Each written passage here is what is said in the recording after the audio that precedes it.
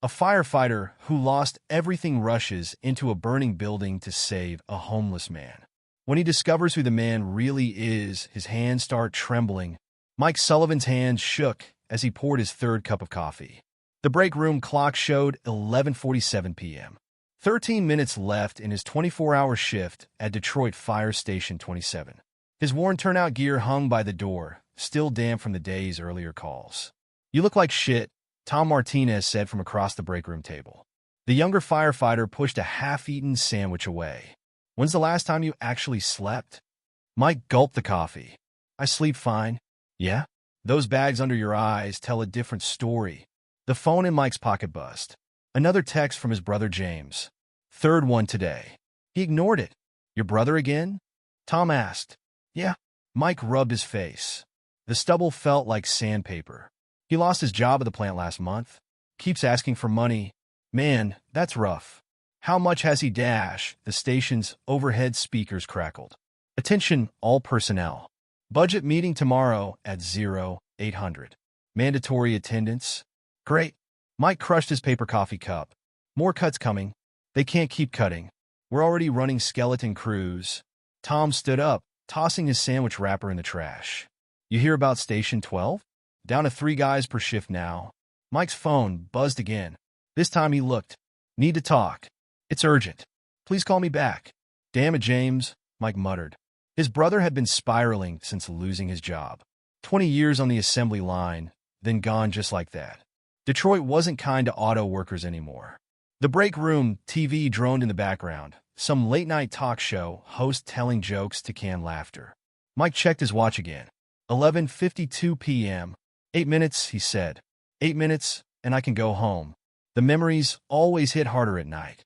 5 years ago, another late shift ending. Another drive home in the dark. Sarah waiting up for him like she always did.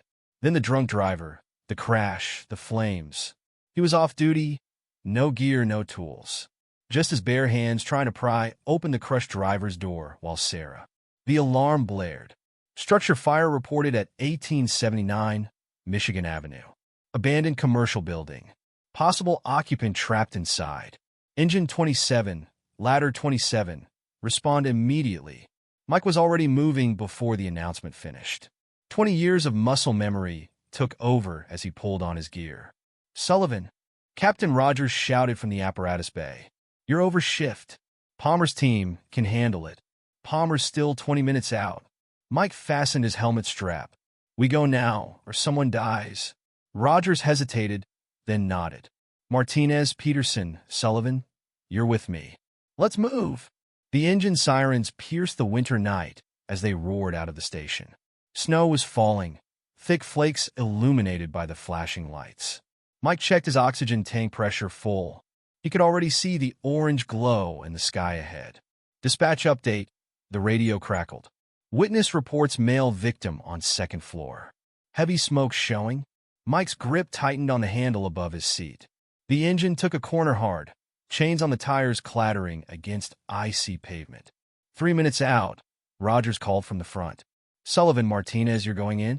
Peterson on the hydrant. I'll coordinate with incoming units." The burning building came into view. Flames were already venting through the second-floor windows. An old textile factory, abandoned for years. The kind of place homeless people sought shelter during Detroit's brutal winters. Mike's heart hammered against his ribs. The scene was too familiar. The night air too cold. The flames too bright. Not this time, he thought. This time will be different. The engine barely stopped before Mike was out, pulling his mask on. Martinez was right behind him, dragging the attack line. "Primary search and rescue." Rogers shouted over the engine's rumble. "You've got 10 minutes before that roof comes down." Mike nodded, checked his partner's gear with practice moves. Martinez returned the check. "Ready?" Martinez asked. The flames roared. Somewhere inside, someone needed help. Maybe this time he could make it right. "Ready," Mike said, and they moved toward the burning building. Black smoke boiled from the entrance. Glass shattered above as another window failed. The heat hit like a wall, even through his protective gear. Mike switched on his flashlight, took a breath of tanked air, and stepped into the inferno. The first floor was a maze of debris and fallen beams their boots crunched over broken glass and rotting floorboards. The thermal imaging camera showed the fire was worst upstairs, right where they needed to go. "Fire department," Mike shouted. "Call out if you can hear us." Only the fire answered, hungry and growing. Martinez worked the hose, clearing a path through the flames. They found the stairs, metal and rusted, but still intact. "Second floor's lit up bad," Martinez said, checking the thermal camera. "We need to move fast." Mike started up the stairs, testing each step. The metal groaned. More glass exploded somewhere above. A section of ceiling crashed down at the far end of the second floor. "Fire department," he called again. "If anyone's up here, call out." Through the smoke and flames, something moved. A shadow, then a voice. "Help! I'm here! Please!" Mike's radio crackled. "Command to entry team. Roof starting to fail. Get out now!" But Mike was already moving toward the voice, into the heart of the fire. He wouldn't fail. Not again. Not this time. The smoke thickened with each step. Mike's flashlight beam cut through the darkness, revealing twisted metal and burning debris. The voice had come from somewhere ahead, but the flames were spreading fast. "Help! Over here!" The voice was weaker now, choked by smoke. "Martinez, cover the rear!" Mike shouted over the roar of the fire. "I'm going in." The thermal camera showed a bright mass of heat blocking the main hallway. Mike's boots crunched over broken glass as he searched for another way around. "Command to entry team," his radio crackled. "Get out now. Roof's going." Mike keyed his radio. "Negative command. Still have a viable victim. Need 5 more minutes." "Sullivan, that's a negative. Building's compromised. Get out." A support beam crashed down behind them, sending up a shower of sparks. Martinez cursed, spinning the hose to keep the flames back. "Mike, we gotta go," Martinez shouted. "We're gonna get cooked up here." But Mike was already moving deeper into the burning building. The heat pressed against him like a physical weight. His air gauge showed 15 minutes left, enough time if he moved fast. The floor creaked under his boots. Through a gap in the flames, he spotted a doorway. The thermal camera showed cooler air beyond it, a possible path around the fire. "This way," he called to Martinez. "We can circle around." They pushed through, the hose line spraying a protective barrier. The new room was some kind of old office space. Broken furniture and moldy papers littered the floor. The windows had been boarded up, trapping the smoke. "Help!" The voice was closer now, but fading. "Please!" Mike's flashlight caught movement through a partially collapsed wall. A hand waving weakly through the smoke. "I see him." Mike started forward, but the floor shifted under his feet. A massive crack ran along the floorboards, widening as he watched. "Floor's going," Martinez warned. "Back up." The victim's hand disappeared into the smoke. Mike's heart pounded against his ribs. He couldn't lose another one. Not like Sarah. "I'm going for it," he said, already unclipping his safety line. "Mike, don't dash," but Mike was moving, jumping the growing crack in the floor. His boots hit the other side as the gap widened behind him. Now he was cut off from Martinez and the hose line. The smoke was thicker here, almost solid. Mike dropped to his knees, crawling toward where he'd seen the hand. His flashlight beam caught a figure huddled in the corner. An older man in tattered clothes pressed himself against the wall, eyes wide with fear. His gray beard was singed, face streaked with soot. "I've got you," Mike said, reaching for him. "We're getting out of here." The man shook his head. "My things, my books." "No time." Mike grabbed the man's arm. "Building's coming down. We move now." A thunderous crack split the air. The ceiling above them buckled. "Mike!" Martinez shouted from across the widening gap. "East stairwell's gone. We need another way down." Mike pulled the old man to his feet. The victim swayed, coughing violently. "What's your name?" Mike asked, supporting the man's weight.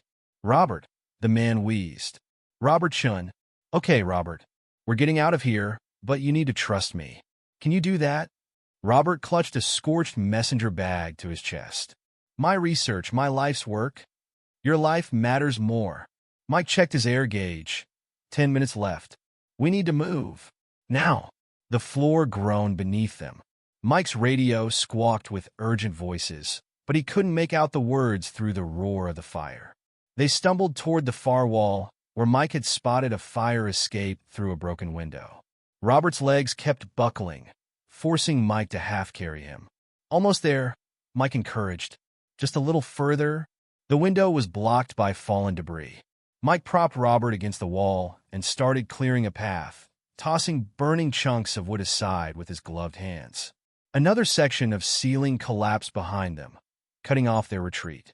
The heat was incredible now, even through Mike's protective gear. Sweat ran down his face inside his mask. "Command to Sullivan." His radio cracked to life. "Building's going. Get out now." Mike finally cleared the window. The fire escape platform was visible through the smoke, rusted but still attached to the building. "Okay, Robert, we're going out this window. Fire escape's right there." Robert peered through the smoke, then shrank back. "Too high, can't." "Yes, you can." Mike grabbed Robert's shoulders. "Look at me. We don't have a choice. It's this, or we die up here." A support beam crashed down somewhere behind them. The whole building shuddered. "I'm scared," Robert whispered. "Me too." Mike tightened his grip on Robert's arm. "But we're doing this together." "Okay." Robert nodded weakly. Mike helped him onto the windowsill, then out onto the fire escape platform. The metal creaked under their weight. They were 3 stories up. The ground seemed impossibly far below through the swirling smoke. Mike could see other firefighters moving down there, their flashlight beams cutting through the darkness. "Start down," Mike ordered. "I'm right behind you." Robert gripped the railing with shaking hands. He took one step down, then another. Mike followed, keeping one hand on Robert's back. The fire escape shuddered. Metal screamed against metal. Mike looked up to see the mounting bolts pulling free from the burning wall. "Move!" he shouted, pushing Robert faster. "It's coming loose." They were only halfway down when the top section of the fire escape tore away from the building. The whole structure lurched sickeningly. Robert froze, paralyzed with fear. Mike wrapped an arm around the older man's chest. "Hold on to me," he yelled as the fire escape started to pull away from the wall. The metal platform tilted. Robert's feet slipped on the icy steps. Mike's grip was the only thing keeping him from falling. Time seemed to slow. Mike saw Sarah's face in his mind. The last time he'd seen her alive, smiling and waving goodbye. He'd failed to save her. But not this time. Mike pulled Robert close and kicked off from the tilting fire escape. They fell through smoke and snow, spinning in the cold night air. The impact knocked the breath from Mike's lungs. They hit the inflatable rescue cushion that the ground team had deployed, bouncing once before rolling to a stop. Other firefighters swarmed around them. Hands pulled them to safety as the building's front wall finally collapsed in a roar of flame and falling brick. "I've got you," Mike gasped, still holding Robert's arm. "You're safe now."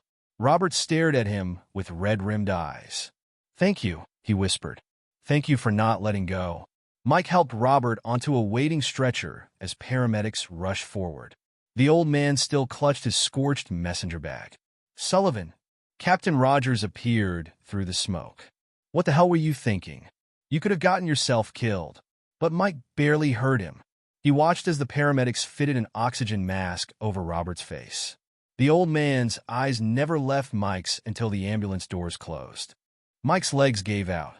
He sat heavily on the curb, pulling off his helmet. Snow melted on his face, mixing with sweat and soot. Martinez appeared beside him, offering a bottle of water. That was either the bravest or stupidest thing I've ever seen. Probably both. Mike took a long drink. His hands were shaking again, but not from coffee this time. The building continued to burn behind them, but the flames seemed dimmer now. Or maybe it was just the exhaustion setting in. Mike's phone buzzed in his pocket. Another message from James. But for the first time in a long time, the weight of his brother's problems didn't feel quite so heavy. He'd saved someone tonight. He hadn't failed this time. The emergency room buzzed with late-night activity. Mike sat in an uncomfortable plastic chair, still in his soot-stained uniform. The doctors had insisted on checking him for smoke inhalation, but his thoughts kept drifting to the man he'd pulled from the fire. A nurse walked past, clipboard in hand. Mr. Sullivan? You can see him now. Mike stood, his muscles protesting. He followed her down the fluorescent-lit hallway to a curtained-off area. Robert Chin lay on the hospital bed, an oxygen mask covering his face. His clothes had been replaced with a hospital gown, but he still gripped the scorched messenger bag. 10 minutes, the nurse said. He needs rest. Mike nodded.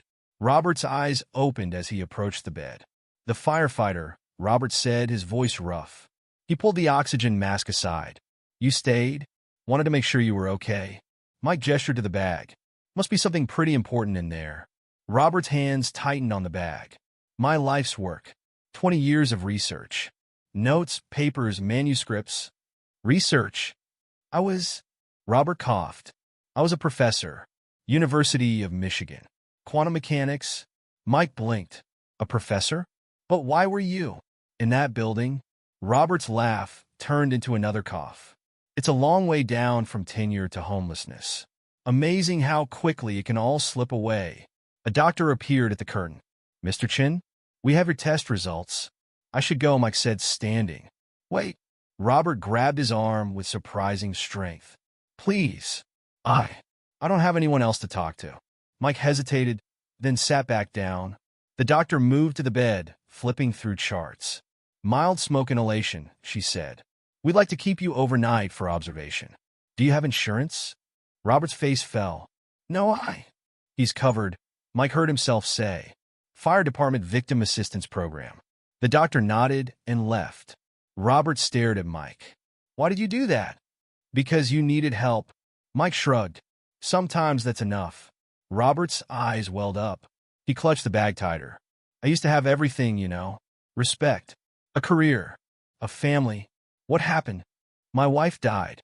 Cancer. The medical bills. Robert's voice cracked. I took a second mortgage. Started drinking. Missed classes. The university was understanding until they weren't. Then the house went. Then everything else. Mike thought of his own empty apartment, of Sarah's photos he couldn't bring himself to take down. How long have you been on the streets? Robert wiped his eyes. 8 months. The shelters fill up fast in winter. That building, it wasn't much, but it was dry. Had a corner where I could work. Work on what? Robert opened the messenger bag with trembling hands. Inside were notebooks, their pages wrinkled and smoke-stained. I was close to something. A new theoretical framework for quantum entanglement. Could revolutionize quantum computing. He smiled sadly. Or maybe I'm just a crazy old man who lost everything. You didn't lose everything, Mike said. You're still here? A commotion erupted in the hallway. Mike recognized the voices, his crew leaving after their own checkups. Sullivan, Martinez called. Captain wants us back at the station. Incident reports. Be right there, Mike shouted back. He turned to Robert. I have to go. Of course.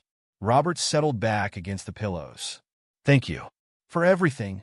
Mike started to leave, then stopped. I'll check on you tomorrow. Make sure you're okay. You don't have to. I know. Mike managed a small smile. Get some rest, Professor. The drive back to the station was quiet. Snow had started falling again, thick flakes catching in the streetlights. Mike's phone buzzed with another message from James, but he ignored it. The station was dark when they arrived, next shift already out on calls. Mike sat at his desk, staring at the blank incident report form. Hell of a last call, Martinez said, dropping into the chair next to him. You really okay? Mike's hands shook slightly as he typed. I'm fine.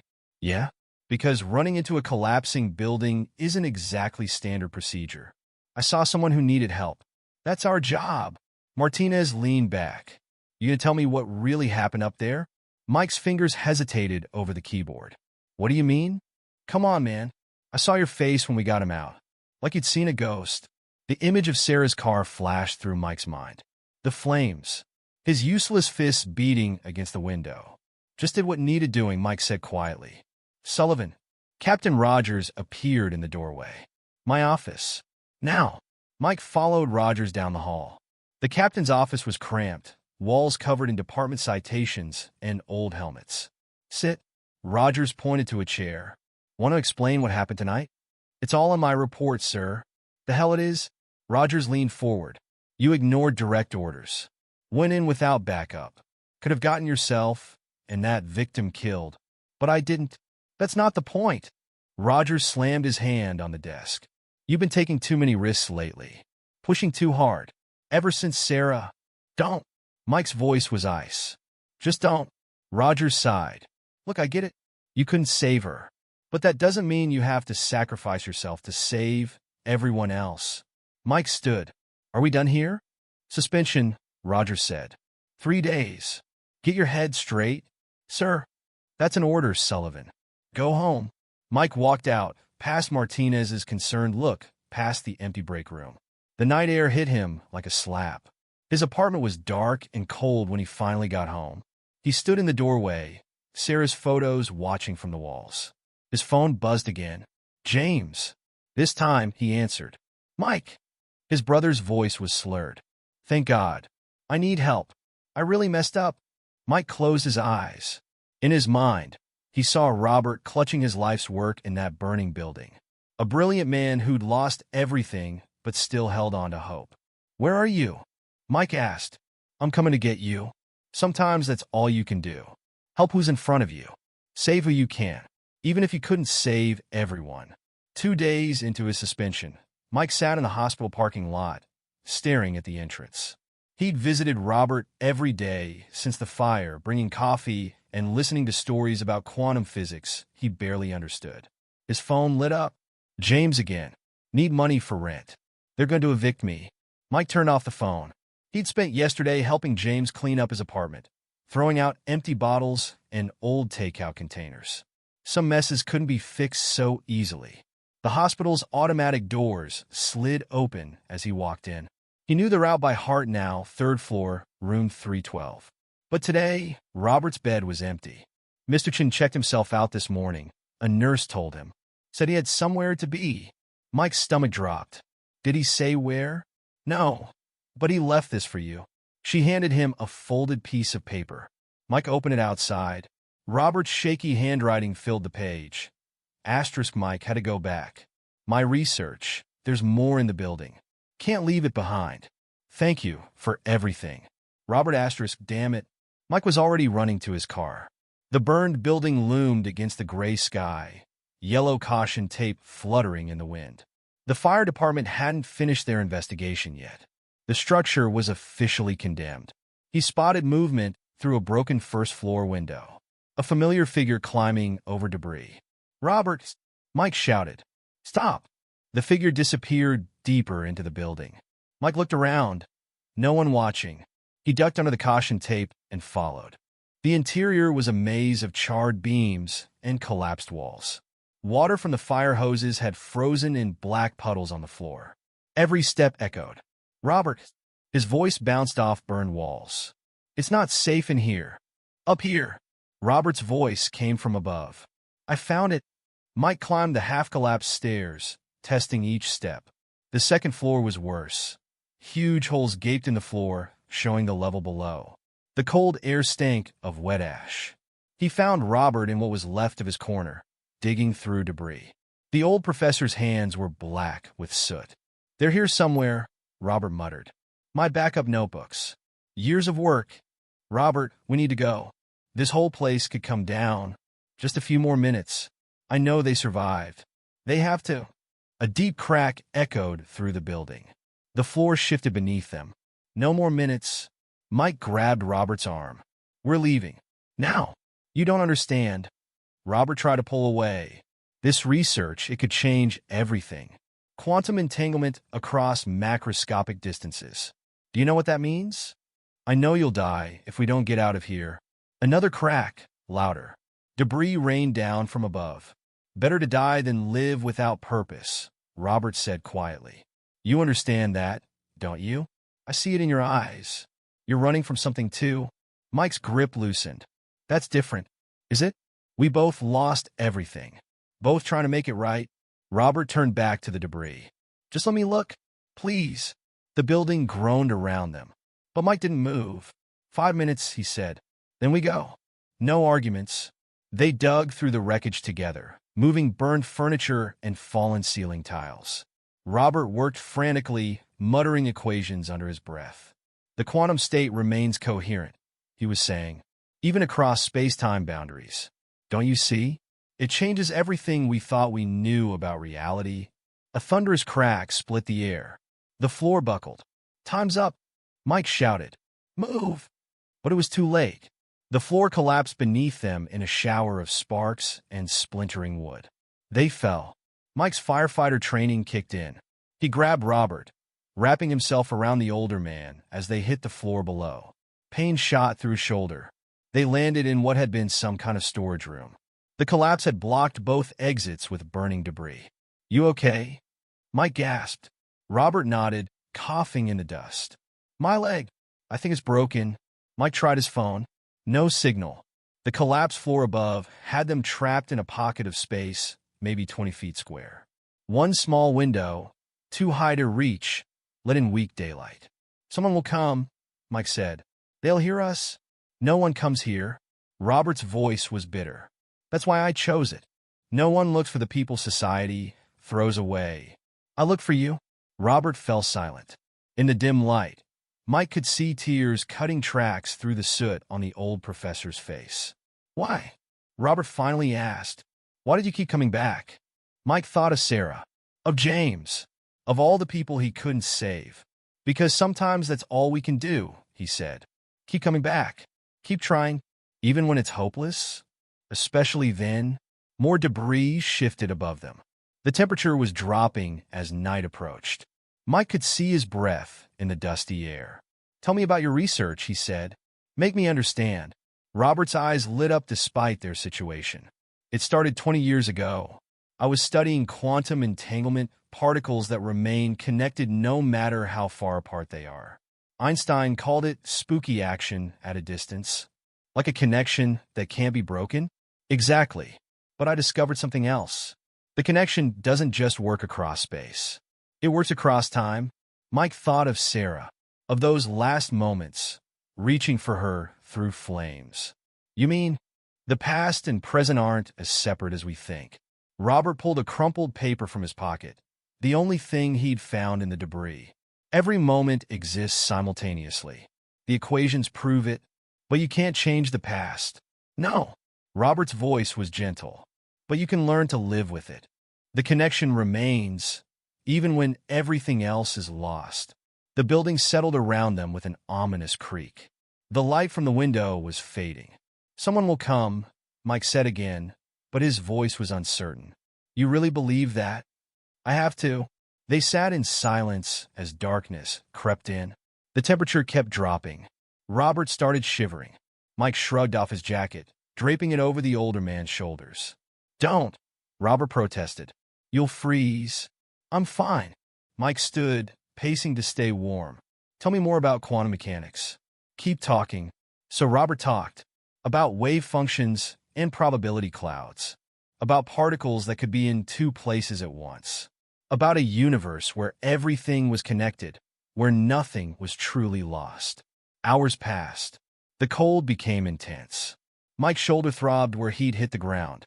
Someone will come, he said again, but his teeth were chattering. Robert had stopped shivering, a bad sign. His voice was getting weaker. Mike, he said softly. Thank you. For everything. Save it. We're getting out of here. Listen to me. Robert gripped Mike's arm. What happened to your wife? It wasn't your fault. Mike stiffened. How did you? The way you talk about loss. About saving people. I recognize it. Robert's eyes were clear despite his exhaustion. Some things we can't change, but some things we can. A sound from above. Creaking metal. Shifting debris. Hello. A voice called down. Anyone down there? Here. Mike shouted. We're here. Flashlight beams cut through the darkness. Faces appeared at the gap above them. Hold on. It was Martinez's voice. We're coming down. Mike sagged with relief. He turned to Robert, who was smiling faintly. Told you someone would come, Mike said. You did. Robert squeezed his arm. You never stopped believing. The rescue team rappelled down. Martinez reached them first. You crazy son of a bitch, he said to Mike. Can't even stay out of trouble on suspension. They got Robert onto a backboard, splinting his broken leg. As they lifted him toward the gap above, he grabbed Mike's hand one last time. The connection remains, he whispered. Remember that. Mike watched them take Robert up, then accepted the harness Martinez offered. You okay? Martinez asked as they prepared to ascend. Mike looked around the dark space where they'd been trapped, where he'd learned about quantum mechanics and connections that couldn't be broken. Yeah, he said. I think I am. The hospital room was quieter this time. No beeping machines, just the soft sound of snow hitting the window. Robert lay propped up in bed, his broken leg elevated, staring at the crumpled paper he'd rescued from the building. They're discharging me tomorrow, he said without looking up. No insurance, no bed.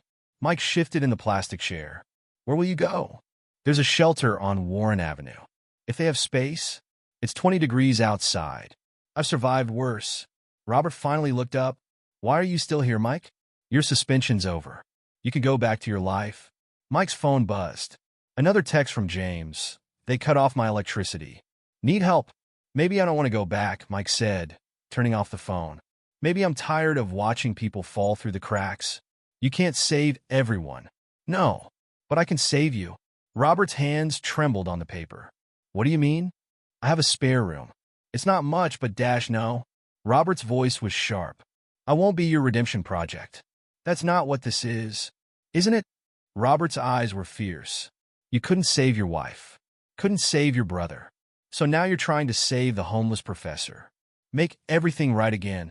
Mike stood up. You don't know anything about me. I know guilt when I see it.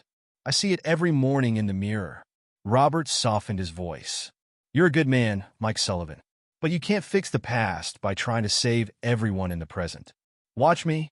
Mike stormed out of the room, down the fluorescent-lit hallway. His hands were shaking. He needed coffee, needed something to do with his restless energy. The hospital cafeteria was nearly empty. He got his coffee black, sat at a scratched plastic table. His reflection in the window looked haggard. His phone buzzed again. This time it was Captain Rogers. Sullivan, Rogers said when he answered. Need you to come in. Budget meeting's been moved up. I'm still suspended. Not anymore. Be here in 30 minutes. The station was quiet when he arrived. Too quiet. The crew sat around the briefing room table, faces grim. Rogers stood at the front, holding a stack of papers. City's cutting deeper than we thought. Station 27's being decommissioned. They're spreading us out to other houses. The words hit Mike like a physical blow. They can't shut us down. This district needs us. Take it up at City Hall. Rogers started handing out transfer papers. You're going to Station 12, Sullivan. They need experienced guys. Mike stared at the transfer order. Station 12 was clear across the city. What about our response district? Martinez asked. Who covers it? Station 18. They're getting an extra engine. Their response time to this area is 15 minutes on a good day, Mike said. People will die. Rogers slammed his hand on the table. You think I don't know that? You think I haven't fought this? Sometimes we can't save everyone, Sullivan. Sometimes we have to cut our losses. Mike stood up. Like how we do? He walked out, ignoring Rogers calling after him. The cold air hit his face as he stepped outside. His hands were shaking again. His phone rang. James. I screwed up, Mike. His brother's voice was slurred. Really screwed up this time. What happened? Borrowed money from some guys. Bad guys. They're coming to collect, and I don't have it. Mike closed his eyes. How much? 5,000. They say they'll break my legs if I don't pay by tomorrow. Jesus, James. I know. I messed up. But please. I don't know what else to do. Mike had savings. Not much, but enough. Money he'd been putting away for repairs on his aging car, for emergencies. But if he helped James again, enabled his spiral, and Robert needed help too. A safe place to stay, a chance to rebuild. He couldn't save everyone. The thought hit him like ice water. He couldn't save everyone. Not Sarah. Not James. Not even himself sometimes. But he could choose who to try for. I'll figure something out, he told James. Just stay put. Don't do anything stupid. He drove back to the hospital. Robert was asleep when he arrived, the crumpled paper still clutched in his hand. Mike sat heavily in the chair. You're right, he said softly. I can't save everyone. Can't fix the past. But maybe that's not what this is about. Robert's eyes opened. What's it about then? Choice. We choose who we try to save, who we reach for when everything's burning down. And who have you chosen? Mike took a deep breath. There's a program at the community center. Helps people get back on their feet. Housing, job training, the whole thing. I volunteer there sometimes. Mike, just listen. They have an opening. Small apartment, part-time work helping kids with math and science. It's not quantum physics, but why are you doing this? Because you're not done yet. Those equations, your research, it matters. You matter. Mike leaned forward. Let me help. Not because I need redemption, but because I choose to.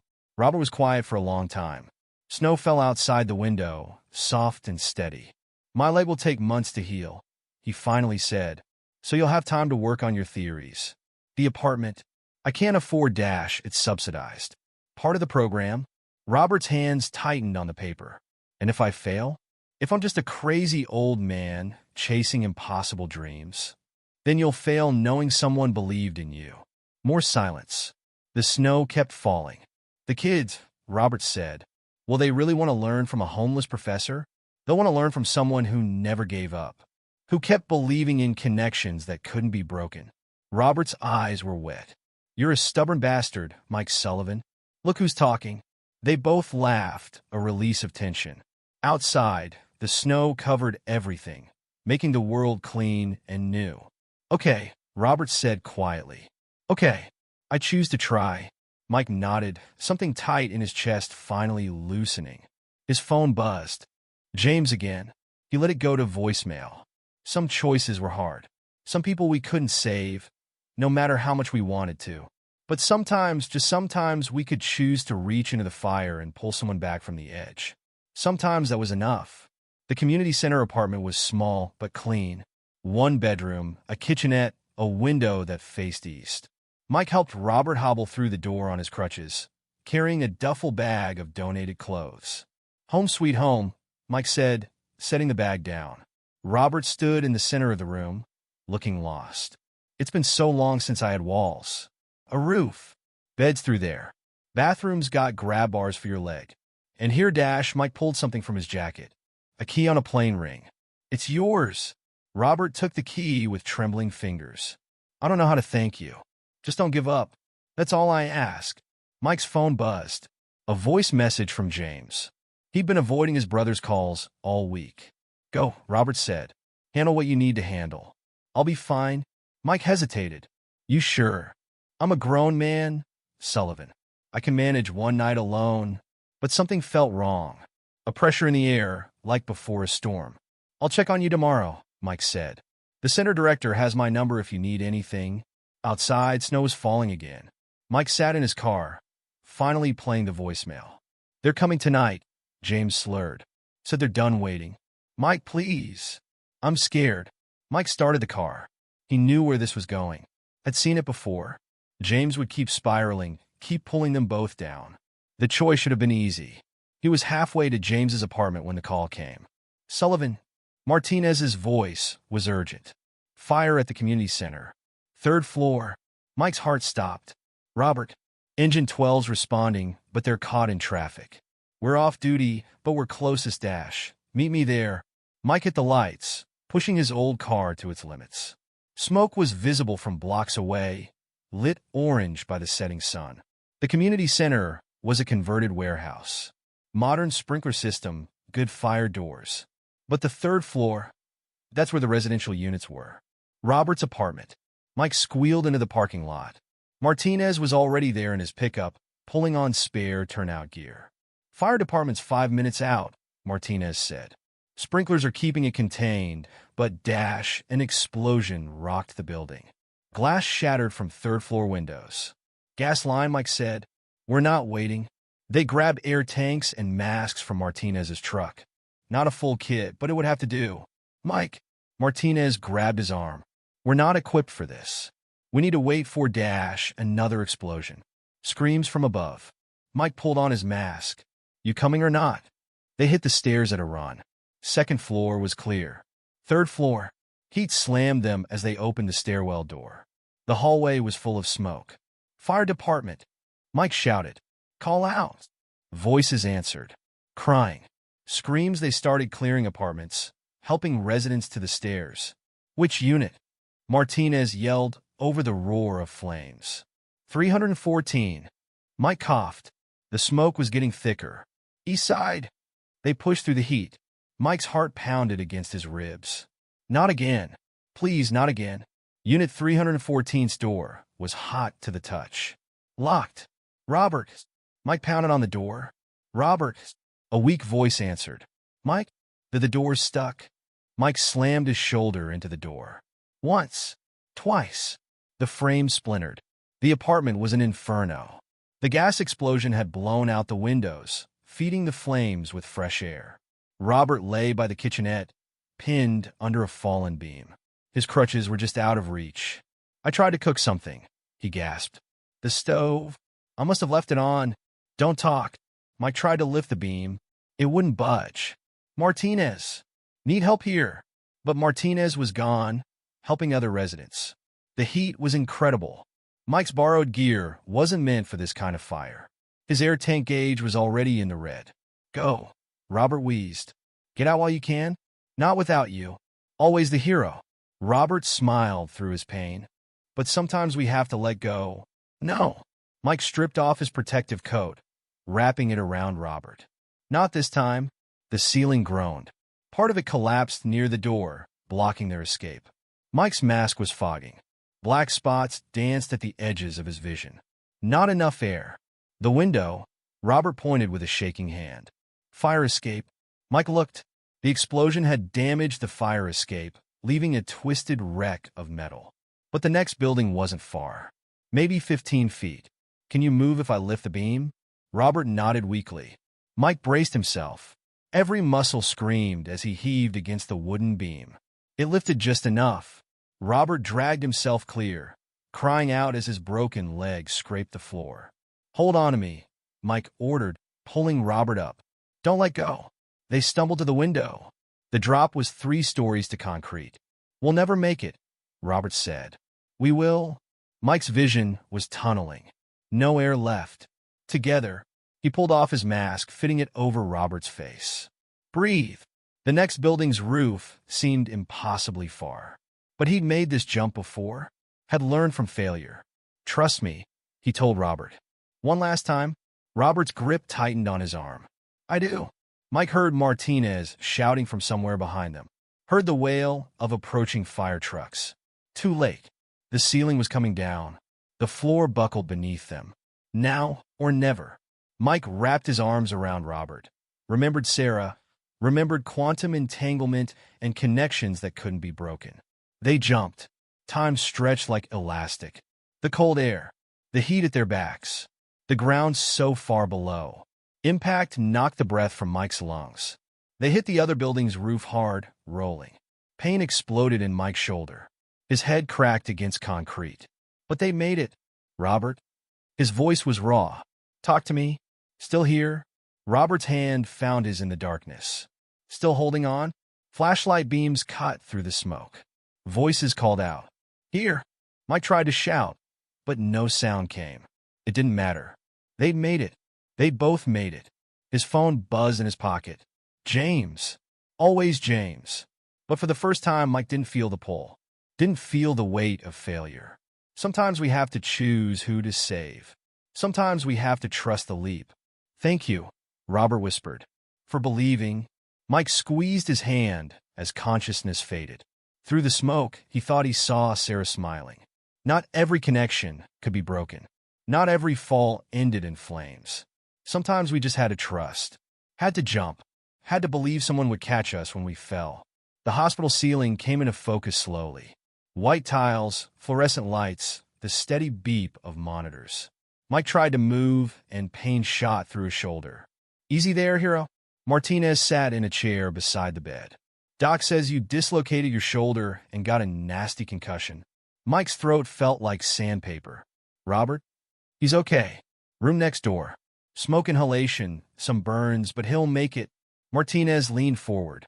"You know you're officially insane, right? That jump had to be done?" "Yeah, well, the whole department's talking about it. Even made the local news." Mike closed his eyes. The room was spinning slightly. The community center? Fire's out. Third floor's pretty damaged, but the structure's sound. They'll rebuild. A nurse came in, checked Mike's vitals. Captain Rogers is here to see you. Feel up to visitors? Mike nodded, instantly regretting the movement as pain spiked through his head. Rogers entered, still in uniform. He looked tired. Sullivan, he said, taking Martinez's chair as the younger firefighter left. You just can't stay out of trouble. Can you? Sir, I save it. Rogers held up a hand. I just got out of a meeting with the commissioner. Seems your little stunt made quite an impression. I was just doing my job. Your job? Rogers snorted. You were off duty, no proper gear, no backup. Could have gotten yourself killed. But I didn't. No, you didn't. Rogers sighed. The commissioner's reconsidering the station closure. Mike tried to sit up. What? Your rescue. It highlighted the need for rapid response times in that district.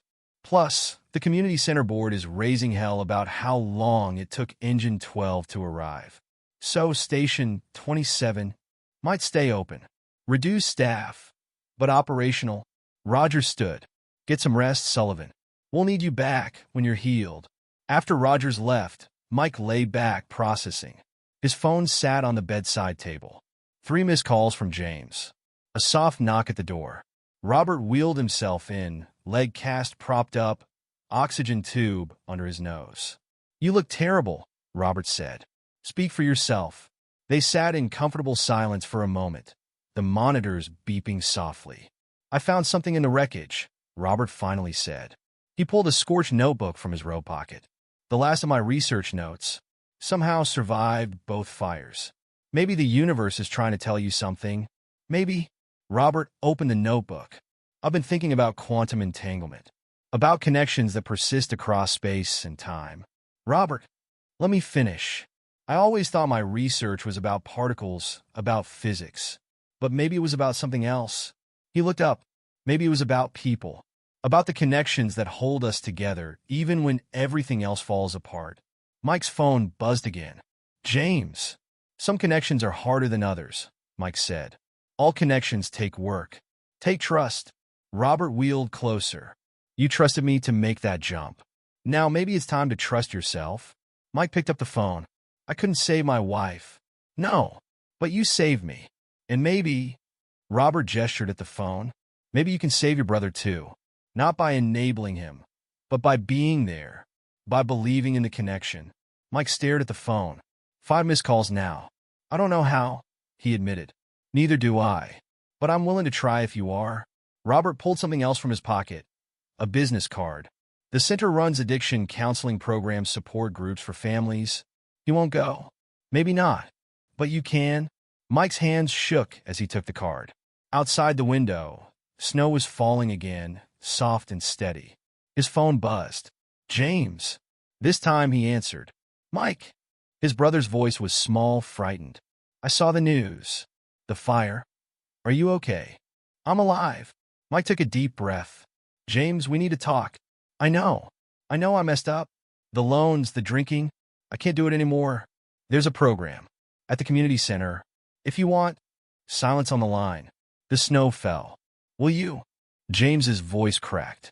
Will you come with me? Mike looked at Robert, who nodded encouragingly. Yeah, Mike said, I'll come with you. After he hung up, Robert wheeled to the window. Quantum entanglement isn't just about particles being connected. It's about potential, about all the possible states that exist simultaneously until we make a choice. And what choice did we make? To trust. To try. Robert smiled. To jump. A nurse came in to check Mike's bandages. His shoulder ached, his head throbbed, but something else felt lighter. The center director called, Robert said as the nurse worked. They're putting me up in a hotel until the repairs are done. So they want me to start the youth science program as soon as I'm able. Those kids won't know what hit them. I thought maybe... Robert hesitated. Maybe you could help sometimes. When you're not fighting fires. The kids would love meeting a real hero. I'm no hero.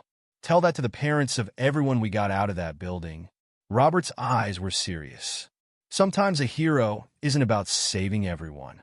Sometimes it's about making the choice to try, even when it seems impossible. Mike thought about James, about the long road ahead, about Sarah, and connections that couldn't be broken. One condition, he said. What's that? No more cooking experiments in your apartment. They both laughed, and for the first time in years, it felt like a new beginning. Outside, the snow continued to fall, covering the city in white, covering the scars of old fires, making everything clean and new. Sometimes the hardest part wasn't the fall or the flames. Sometimes the hardest part was choosing to rise from the ashes, choosing to believe in connections that defied time and space and logic itself, choosing to jump and trusting someone would be there to catch you. 3 weeks after the community center fire, Mike sat in the back row of a crowded meeting room. His shoulder still ached in its sling, but he barely noticed it now. He watched James at the front of the room, standing behind a metal folding chair. "My name is James," his brother said, voice shaking, "and I'm an alcoholic. It's been 17 days since my last drink." The group responded with quiet encouragement. Mike saw James's hands grip the chair tighter. "My brother," James swallowed hard. "My brother never gave up on me, even when I gave up on myself. And I watched him on the news, running into that fire. I realized I was doing the same thing, running into fires, but the wrong kind." Mike's phone vibrated silently. A text from Robert. "Kids asking when Officer Fire is coming back to science class." He smiled, typing back, "Tomorrow. Shoulders better." James was still talking. "I lost my job, lost my apartment, almost lost my life to some bad people I owed money to, but I didn't lose my brother. And maybe that's enough to start over." After the meeting, they walked to Mike's car. Snow crunched under their boots. "You did good in there," Mike said. James stared at his feet. 17 days isn't much. It's 17 more than 0. They drove through quiet streets to James's new place, a small room at the recovery house. Not much, but it was a start. "There's a job opening," James said suddenly. "At the community center. Maintenance work." Robert mentioned it. Mike glanced at his brother. "Yeah, think I might apply. If you think I'm ready." Only one way to find out. The recovery house was warm, smell of coffee brewing in the common room. Other residents nodded to James as they walked in. "You have people here now. Support. Meeting tomorrow?" Mike asked. "Yeah, you don't have to dash. I'll be there." James hugged him carefully, mindful of the sling. "Thanks, Mike, for everything." That's what brothers do. Back in his car, Mike checked his messages. Another text from Robert. "Commissioner visiting tomorrow. Wants to talk about the youth science program." And Station 27. Mike drove to the hotel where Robert was staying until the community center repairs were finished. He found the older man at a table in the lobby, papers spread out around him. "How's the equation hunting?" Mike asked, sitting down. "Getting closer." Robert pushed his reading glasses up. "The quantum connections. I think I was looking at it wrong before. It's not just about particles. It's about potential, about choices. Choices. Every decision creates a branching path. But the connections remain. Like," Robert grabbed a paper, scribbling, "like your brother. Every choice he makes creates new possibilities. But the connection between you stays constant." Pretty deep for a physics equation. Maybe that's why I never solved it before. I was looking for answers in particles when I should have been looking at people. Mike picked up one of the papers. Symbols and numbers he didn't understand covered the page. "The commissioner's bringing the board tomorrow," Robert said. "They want to expand the science program, make it a permanent part of the community outreach." "That's great. They want me to run it." Robert set down his pen. "Full-time position. Benefits. Real salary." Mike grinned. Professor Chun back in the classroom. Assistant Instructor Chun. "Have to get my credentials reinstated first." Robert looked down at his mostly healed leg. "Long road ahead. Good thing you got help." Speaking of help, Robert pulled an envelope from his stack of papers. "The commissioner dropped this off earlier. Said to give it to you." Mike opened it. Official department letterhead. "In recognition of actions above and beyond the call of duty. Commendation for extraordinary bravery. Promotion to lieutenant. Station 27 command." "They're keeping the station open," Mike said, stunned. "Better than that. They're expanding it, making it a training center for community emergency response." Robert smiled. "Turns out some crazy firefighter proved how important rapid response times are." Mike set the letter down. "I just did my job." "No, You did more than that. You showed them what one person can do when they choose to act, when they choose to believe in possibilities. Through the hotel lobby windows, Mike could see the community center scaffolding, construction crews working to rebuild what was lost. His phone buzzed. A text from Martinez. Captain wants you back tomorrow. Light duty only. No more crazy jumps between buildings. Life's funny sometimes, Robert said, gathering his papers. A month ago, I was living in an abandoned building, thinking everything was lost. Now you're changing kids' lives with science. And you're saving lives with fire. Robert stood, leaning on his cane. Want to grab dinner? James mentioned that diner on Michigan Avenue. James is coming? His treat. First paycheck from his new job. Mike smiled. Lead the way, Professor. They walked out into the cold evening. The community center's lights glowed through scaffolding and tarps. Tomorrow there would be kids learning about quantum physics, recovering addicts finding hope, firefighters training to save lives. Today there was just this: two men walking to meet a brother for dinner. Small choices. Simple connections. But maybe that's where it all started. Maybe that's where healing began. Mike's shoulder ached in the cold. Battle scars, Robert called them. Reminders of choices made and risks taken. His phone buzzed one last time. A text from the recovery house supervisor. James helped a new guy tonight. Talked him through a rough patch. You'd be proud. And he was. Proud of James for fighting his demons. Proud of Robert for never giving up on his dreams, proud of himself. Maybe for learning that sometimes the bravest thing wasn't running into fires. Sometimes it was simply being there, showing up, believing in connections that defied logic and time and pain itself. You're thinking too hard, Robert said as they walked. Quantum mechanics rubbing off on me? Nah, that's just life. Messy and complicated and beautiful. Robert tapped his cane on the sidewalk. But you know what I learned in that fire? What's that? Sometimes the simplest equations are the most powerful. Like this one. One person chooses to help another. That person helps someone else. The connection grows. The potential multiplies. That's not really quantum physics. Maybe not. Robert smiled. But it's true all the same. They reached the diner. Through the window, they could see James at a booth, waving them in. Clean-shaven, clear-eyed, trying. Sometimes that was enough. Sometimes trying was everything. Mike opened the door, warm air and coffee smell washing over them. His shoulder ached, his head sometimes still hurt, but those pains were different now. They were reminders of choices made, of connections forged in fire and maintained through faith, of the simple truth that sometimes the bravest thing we can do is believe in second chances, in quantum possibilities, in each other. Coming? Robert asked from the doorway. Mike looked at his brother waiting inside, at the former professor who'd lost everything and found something new, at his own reflection, finally at peace with the past. Yeah, he said, I'm coming. Together they walked into the warm light, leaving the cold outside. Sometimes the simplest choices were the most powerful. Choose to help. Choose to trust. Choose to try. The rest was just physics. 6 months after the community center fire, Mike stood in front of Station 27's newly painted doors. The morning sun glinted off his lieutenant's bars as he watched his crew raise the flag. Looking sharp, LT, Martinez called from the bay, washing down the engine. The station had changed. New equipment, fresh paint, expanded training facilities. But the heart remained the same. The people inside, ready to run toward danger when others ran away. Mike's phone buzzed. A text from James. 90 days sober today. Still coming to the ceremony? He typed back. Wouldn't miss it. Proud of you. The community center stood across the street. Repairs finally complete. Through the windows, he could see Robert at the whiteboard, explaining something to a group of kids. Quantum physics made simple enough for 12-year-olds to understand. Engine 27, ladder 27.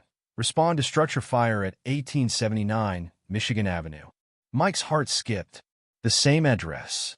The same building where it all started. Mount up, he shouted, already moving.